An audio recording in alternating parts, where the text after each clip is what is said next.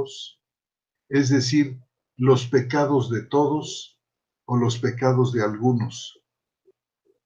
Bueno, nuestra hermana María Eugenia está haciendo una pregunta muy importante que requiere de todo un programa, fíjense ustedes, para contestarla debidamente.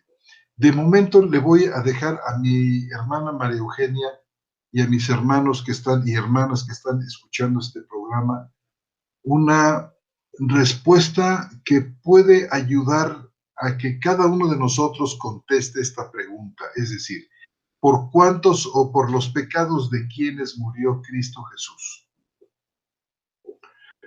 Insisto en la pregunta de nuestra hermana María Eugenia. Jesucristo, Jesús, el Señor, murió cargando todos los pecados, es decir, los pecados de todos, supongo yo, de cada ser humano que ha vivido en este planeta, o los pecados solamente de algunos. Hermana María Eugenia, una verdad que es muy importante para responder esta pregunta, y la pregunta quiero que la respondan ustedes después de esta aclaración que quiero hacer. Cuando nuestro Señor muere por los pecados, muere por pecados que se han cometido en el tiempo y en el espacio. Es decir, nuestro Señor no muere por el pecado, entre comillas, como si fuera una cosa general, una abstracción. El Señor no muere simplemente por el pecado, sino muere por pecados personales cometidos con fecha y hora.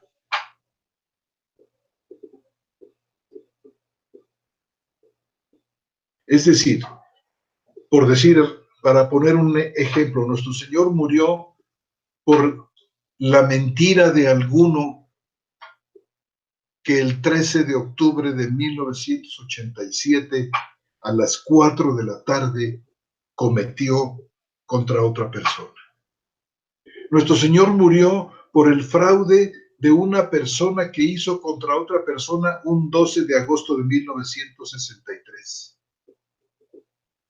Nuestro Señor murió por aquella ocasión en que un hombre vio lujuriosamente a una mujer que pasaba una tarde del 13 de enero de 1843. Nuestro Señor murió, fue castigado, padeció la ira de Dios, su Padre,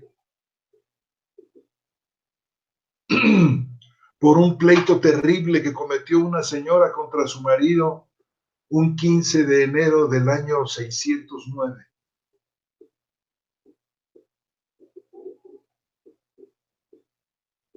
Es decir, con estos ejemplos lo que quiero decir es que Cristo muere por pecados personales, pecados que tienen nombre, la ira, la mentira. Podemos tomar nosotros la lista de Romanos capítulo 1, por murmuraciones, por injusticias, por perversidades, por avaricias, por actos de maldad, por actos de envidia, por actos de insolencia o de soberbia que fueron cometidos en fechas determinadas. Y por ese pecado en particular, por cada uno de estos pecados en particular, nuestro Señor fue castigado. Es decir, el castigo que merecían esos pecados fue llevada por Cristo nuestro Señor, de tal manera que una vez que nuestro Señor ha llevado ese castigo, ha llevado esa sentencia de muerte, quiere decir que ese pecado ha sido de una vez por todas perdonado. El Padre, justo como es, no va a cobrarnos doble por un pecado que fue castigado. El hecho de que Cristo muera por un pecado significa que ese pecado ha sido borrado definitivamente de la lista. Ahora, ¿por cuántos pecados Cristo ha muerto?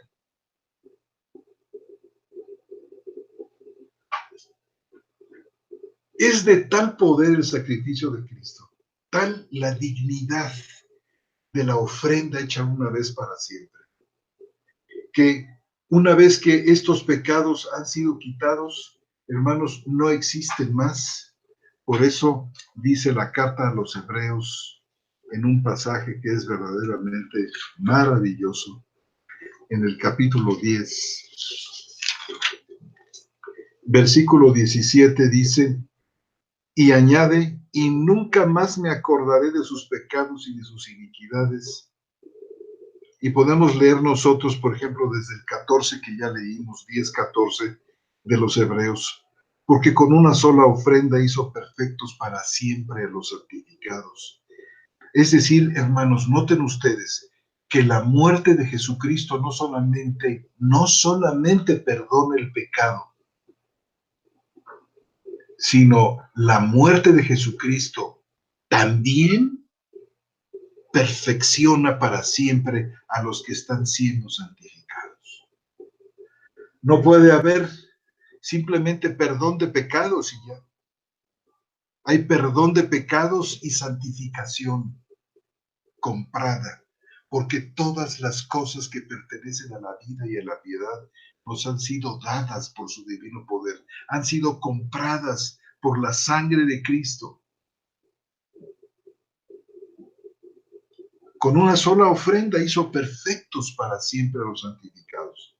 Y nos testifica también el Espíritu Santo, porque después de haber dicho, este es el pacto que haré con ellos después de aquellos días, dice el Señor, pondré mis leyes en sus corazones y en sus mentes las escribiré, añade, y nunca más, y ya nunca más me acordaré de sus pecados y de sus iniquidades, porque donde hay remisión de estos, escuchen bien, ya no hay más ofrenda por el pecado. ¿Por cuántos pecados Cristo pues murió? Pues murió por la totalidad de los pecados de una persona.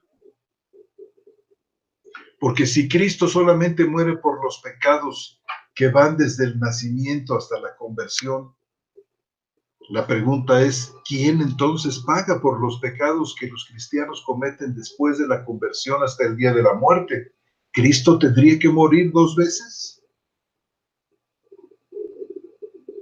Y no es así, porque la carta a los Hebreos, por ejemplo, menciona más de 10 veces que con una sola ofrenda fue suficiente para borrar todos los pecados de una persona.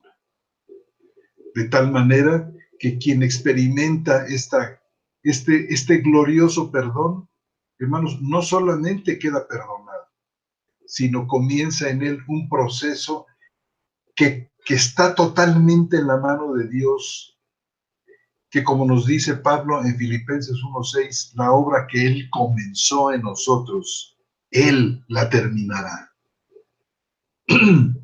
Porque él es fiel y justo para transformarnos y llevarnos, dice la carta a los Corintios en el capítulo 8, dice, el cual también os sostendrá hasta el fin para ser hallados irreprensibles en el día de nuestro Señor Jesús.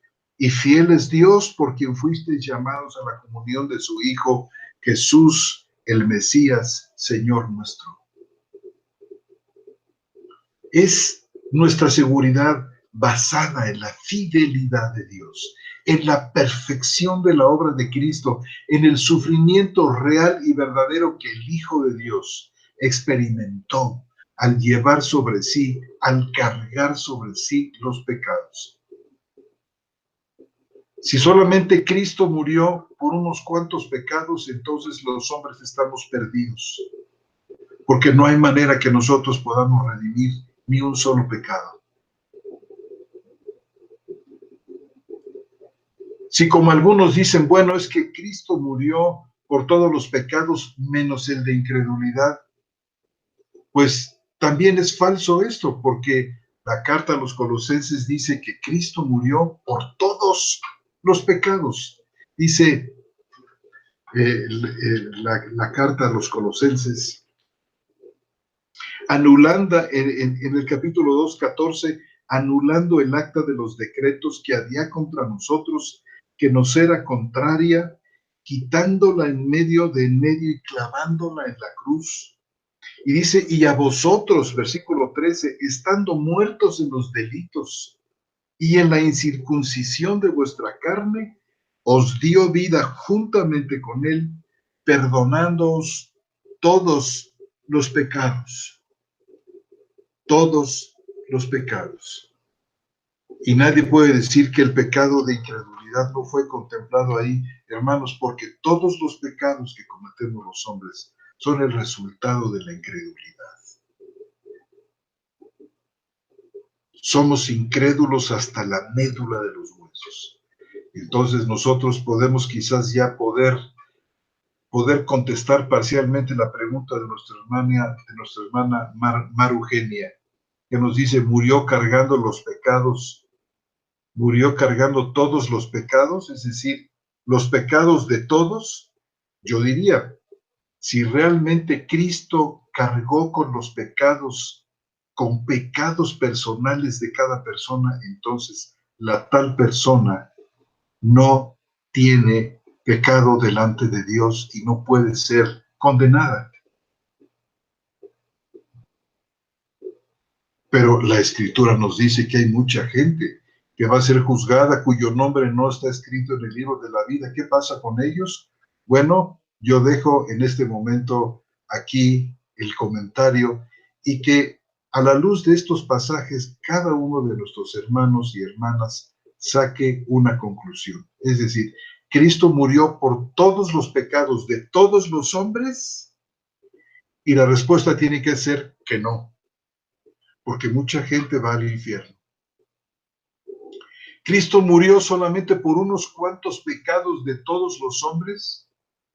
Tampoco, porque en una situación así, el hombre no puede redimir por los pecados que no están cubiertos. Y la tercera es, ¿Cristo murió por todos los pecados de algunos hombres? Desde mi punto de vista diría yo que es la respuesta correcta, porque ellos van con toda seguridad al cielo. Pero continuemos.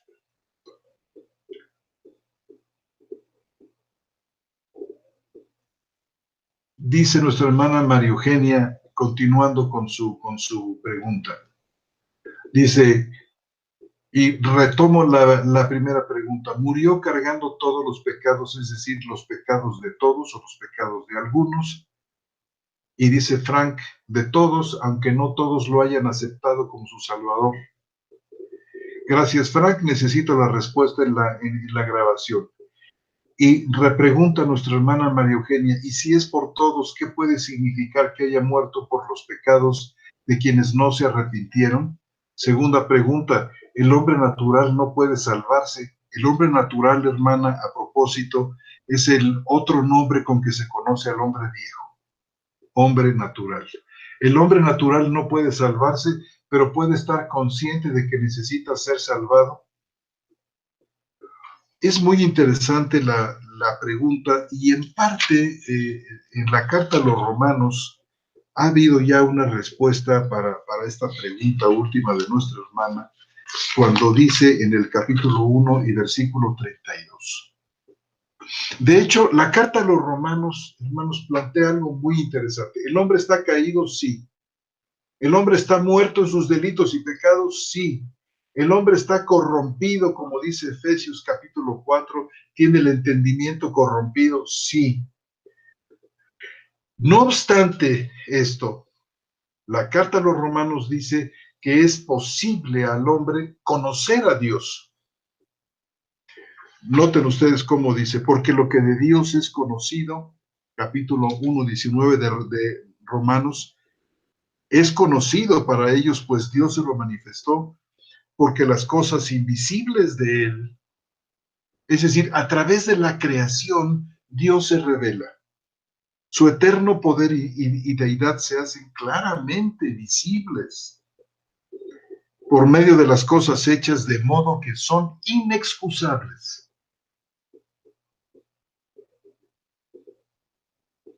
Esta muerte espiritual que tiene el hombre adámico no le impide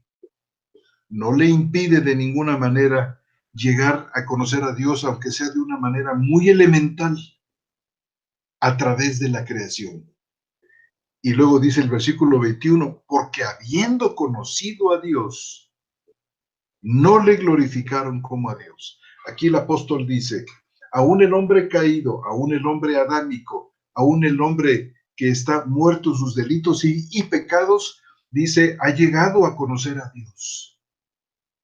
Todos los hombres lo han llegado a conocer, todos los seres humanos. Y si lo niegan, son mentirosos. Todos los seres humanos, hombres y mujeres, grandes y pequeños, han sido confrontados por Dios mismo frente a la maravilla de su creación. En un salmo dice, por ejemplo, que los cielos cuentan la gloria de Dios y el firmamento anuncia la obra de sus manos.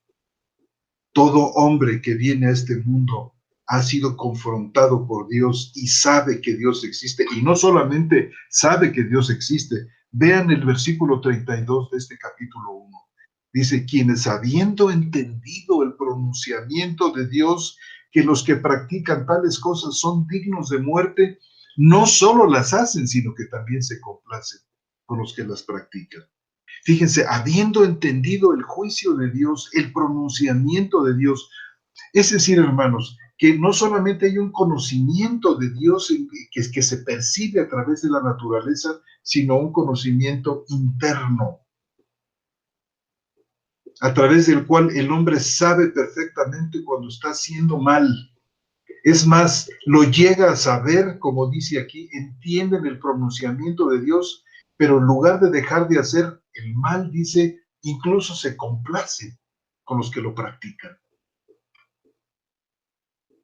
Esto es un preámbulo para el capítulo 2 de la carta a los Romanos, donde nos va a explicar el apóstol que Dios ha impreso adentro de los hombres algo parecido a la ley de Moisés. Dice Pablo,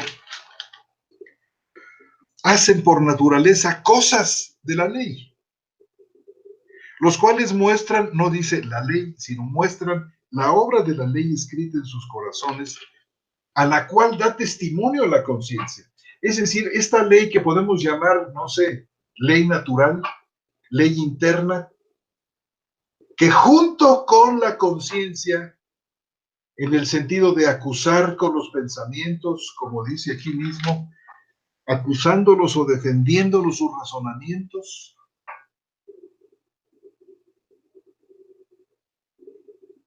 saben perfectamente, entienden internamente esta presencia de Dios. El hombre natural, entonces, contestando la segunda pregunta de nuestra hermana Mar Eugenia, el hombre natural dice no puede salvarse, pero puede estar consciente de que necesita ser salvado. Por supuesto que sí.